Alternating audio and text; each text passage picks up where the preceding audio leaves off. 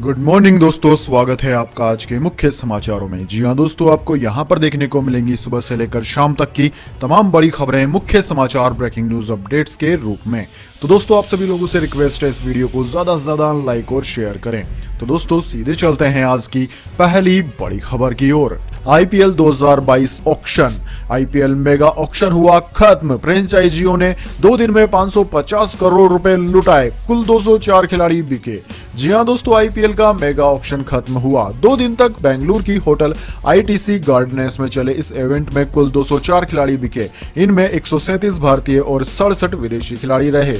दोस्तों, आईपीएल की सभी 10 फ्रेंचाइजी 561 करोड़ के साथ नीलामी में उतरी थी। इनमें से कुल 549.70 करोड़ रुपए फ्रेंचाइजियों ने लुटा दिए। कुल 108 खिलाड़ियों को 1 करोड़ से ज्यादा दाम मिले। इनमें 11 वे खिलाड़ी भी शामिल हैं जिन्हें 10 करोड़ से ज्यादा दाम मिले। ईशान किशन को 15.5 करोड़ इस नीलामी में मिले, जो कि सबसे महंगे खिलाड़ी रहे। दोस्तों, इस नीलामी में कई दिग्गज खिलाड़ियों को खरीदार भी नहीं मिले। ऐसे खिलाड़ियों में Suresh Raina, Steve Smith, Ian Morgan, Aaron Finch, Cheteshwar Pujara जैसे खिलाड़ी शामिल है। इसके बाद दोस्तों, अगली बड़ी खबर। हिजाब पर फिर बोले सीएम योगी, भारत शरीयत के हिसाब से नहीं संविधान के हिसाब से चलेगा। जी हां दोस्तों, उत्तर प्रदेश के विधानसभा चुनाव में मुख्यमंत्री योगी आदित्यनाथ ने पूरी ताकत झोंक दी है। सीएम योगी विरोधियों पर हमला करने का एक भी मौका नहीं छोड़ रहे हैं। ओरिया में चुनावी सभा को संबोधित करते हुए सीएम योगी ने कर्नाटक में जारी हिजाब विवाद का जिक्र करते हुए भी विरोधियों पर निशाना साधा। सीएम योगी ने कहा कि गज़वाए हिंद का सपना देखने वाले तालिबानी सोच के मजहबी उन्मादी यह बात गांठ बांध ले, वो रहे या ना रहे, भारत शरीयत के हिसाब से नहीं संविधान के हिसाब से ही चलेगा। जय श्री राम। जी हां दोस्तों, कर्नाटक में जारी हिजाब विवाद पर तरह तरह की सियासी प्रतिक्रियाएं सामने आ रही है। इस बीच उत्तर प्रदेश के मुख्यमंत्री योगी आदित्यनाथ ने रविवार को औरैया में हिजाब विवाद पर कहा कि देश शरिया से नहीं संविधान से चलेगा। हर संस्था को अपना ड्रेस कोड तैयार करने का अधिकार है, संविधान के अनुरूप ही व्यवस्था चलेगी। सीएम योगी ने कहा कि गज़वाए हिंद का सपना देखने वाले तालिबानी सोच के मजहबी उन्मादी यह बात गांठ बांध ले, वो रहे या ना रहे, भारत शरिया के हिसाब से नहीं संविधान के हिसाब से चलेगा। इसके बाद दोस्तों, अगली बड़ी खबर। साइलेंट सिंधु का गोल्डी की रैली में भाषण से इनकार। प्रियंका गांधी के सामने मंच से नाम पुकारे जाने पर हाथ जोड़कर बोले, चन्नी को बुलवा लो। जी हां दोस्तों, पंजाब कांग्रेस में चल रहा विवाद थमने का नाम नहीं ले रहा है। मौजूदा सीएम चरणजीत सिंह चन्नी को ही 6 फरवरी को दोबारा पार्टी का मुख्यमंत्री चेहरा घोषित करने के बाद से नवजोत सिंह सिद्धू नाराज चल रहे हैं।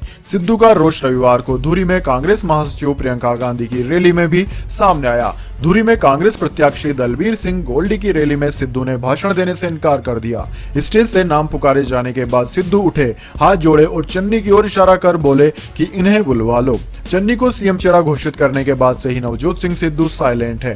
हालांकि इस फैसले पर सिद्धू ने बयान दिया था कि पार्टी हाईकमान का निर्णय उन्हें मंजूर है, लेकिन उनके बर्ताव से लग रहा है कि वह यह बात ऊपर से ही बोल रहे हैं और उनके भीतर अभी भी इसे लेकर रोष है।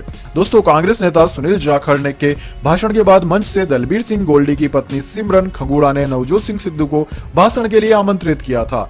सिद्धू ने मंच पर खड़े होकर हाथ जोड़कर लोगों का अभिवादन किया और चरणजीत सिंह चन्नी की ओर इशारा किया। इस दौरान फिर सिमरन खंडूंगा ने उनका नाम लिया, लेकिन सिद्धू ने इशारा कर फिर मना कर दिया। इसके बाद सिमरन ने मंच से ऐलान किया कि सिद्धू साहब कह रहे हैं कि मैं तो आपके बीच का ही हूं, चन्नी साहब से बुलवा लो। इसके बाद चन्नी ने मंच से अपना संबोधन शुरू किया।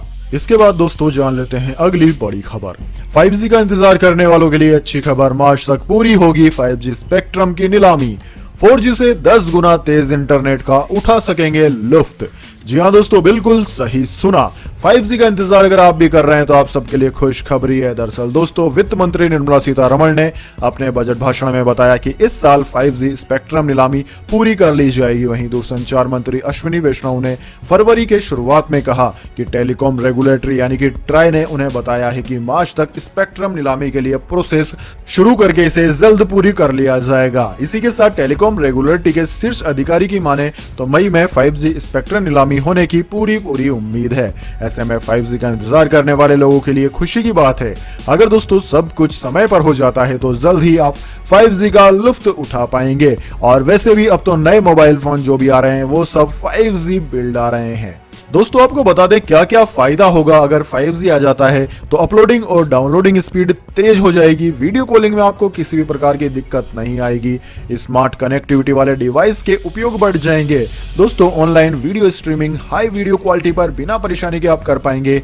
फास्ट वायरलेस इंटरनेट सभी जगह तक पहुंच सकेगा, जिससे इंटरनेट कनेक्टिविटी अच्छी मिलेगी। वर्क फ्रॉम होम करने वाले लोगों को बिल्कुल भी दिक्कत नहीं आएगी, ऑनलाइन वीडियो गेमिंग करने में दिक्कत नहीं आएगी। वर्चुअल रियलिटी और फैक्ट्री में रोबोट यूज करना ज्यादा आसान हो जाएगा।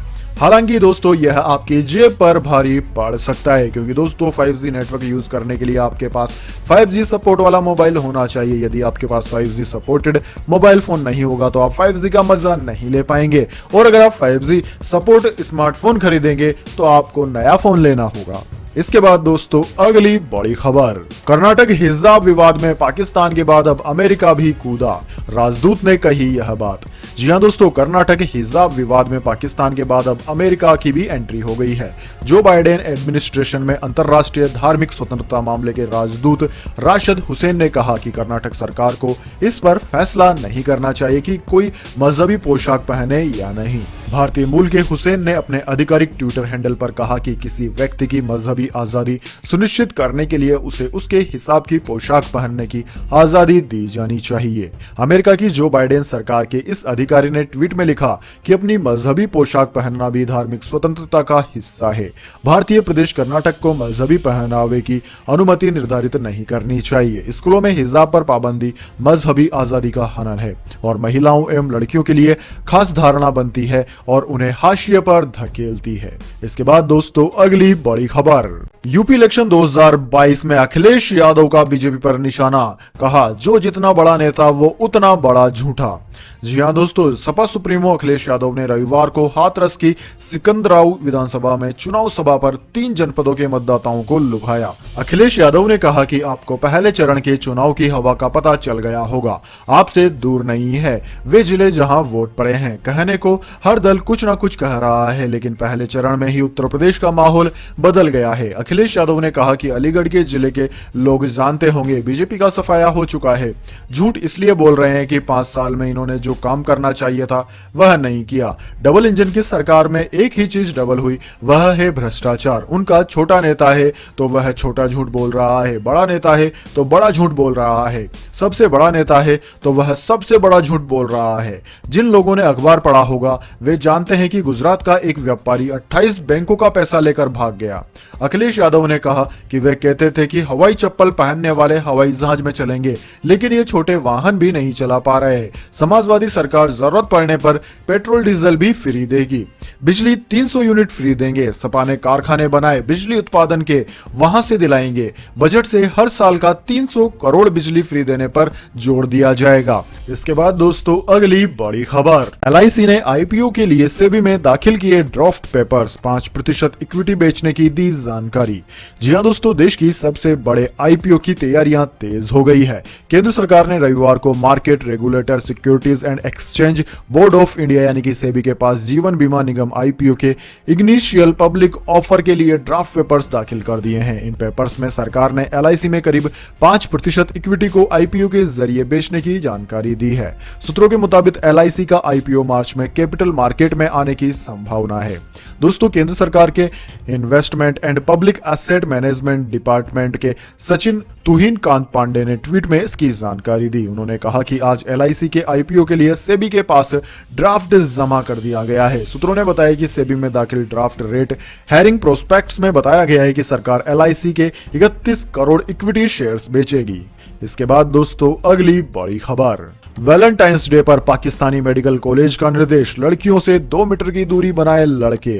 जी हां दोस्तों, पाकिस्तान की राजधानी में एक मेडिकल कॉलेज ने अपने विद्यार्थियों को वैलेंटाइन डे पर दिशा निर्देश जारी कर दिए हैं। इन दिशा निर्देशों में लड़कियों को हिजाब पहनने के लिए और लड़कों को लड़कियों से 2 मीटर की दूरी बनाए रखने और नमाज वाली सफेद टोपी पहनने के लिए कहा गया है।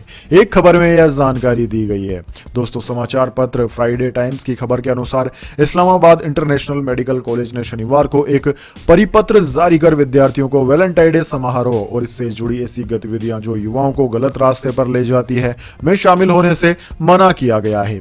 परिपत्र में कहा गया है कि सभी छात्राओं को विश्वविद्यालय ड्रेस कोड के अनुसार हिजाब के साथ सिर, गर्दन और छाती को अच्छी तरह से ढके हुए होना चाहिए। सभी छात्रों को नमाज वाली सफेद टोपी पहनने का सख्त आदेश दिया गया है। इसके अलावा दोस्तों परिपत्र में यह भी चेतावनी दी गई है कि इन दिशा निर्देशों का उल्लंघन करने वाले विद्यार्थियों को पकड़ने के लिए कॉलेज स्टाफ के सदस्य परिसर में गश्त करेंगे। कॉलेज के परिपत्र के हवाले से खबर में कहा गया है कि इन नियमों का उल्लंघन करने वालों पर जुर्माना लगाया जाएगा। इसके बाद दोस्तों अगली बड़ी खबर, यूपी इलेक्शन 2022, असदुद्दीन ओवैसी ने सीएम योगी और प्रधानमंत्री मोदी पर साधा निशाना, कहा वे एक ही सिक्के के दो पहलू हैं। जी हां दोस्तों, ऑल इंडिया मजलिस इत्तेहादुल मुसल्लीन यानी कि AIMIM के अध्यक्ष और सांसद असदुद्दीन ओवैसी ने रविवार को उत्तर प्रदेश के योगी आदित्यनाथ, मुख्यमंत्री और समाजवादी पार्टी प्रमुख अखिलेश यादव को एक ही सिक्के का दो पहलू करार दिया। ओवैसी ने रविवार को एक चुनावी सभा को संबोधित करते हुए कहा कि योगी और अखिलेश एक ही सिक्के के दो पहलू हैं।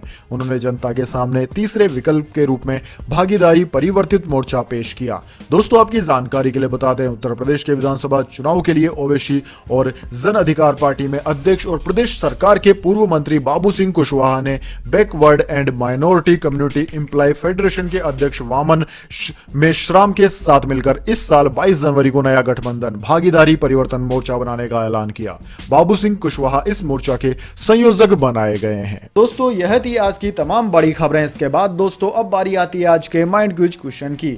जी हां दोस्तों, एक आसान से सवाल का जवाब देकर आप जीत सकते हैं एक अमेजिंग सरप्राइज गिफ्ट हमारे यूट्यूब चैनल की ओर से। तो दोस्तों आज का सवाल आपकी स्क्रीन पर आ चुका है। भारत के कौन से राज्य में सबसे ज्यादा लोकसभा सीटें हैं? जी हां दोस्तों, आप जानते हैं उस राज्य का नाम जो कि सबसे ज्यादा लोकसभा सीटों का प्रतिनिधित्व करता है। तो जल्दी से उस राज्य का नाम लिख दीजिए कमेंट बॉक्स में। अगर दोस्तों आपका जवाब पता एकदम सही और आप चले जाते हैं लकी विजेता के रूप में, तो आपको मिल सकता है एक अमेजिंग सरप्राइज गिफ्ट हमारे यूट्यूब चैनल की ओर से। तो दोस्तों जल्दी से अपना उत्तर कमेंट बॉक्स में लिख दीजिए, वीडियो को लाइक कर लीजिए और चैनल को सब्सक्राइब करके बेल आइकन भी दबा लीजिए। धन्यवाद। वंदे मातरम। जय हिंद, जय भारत।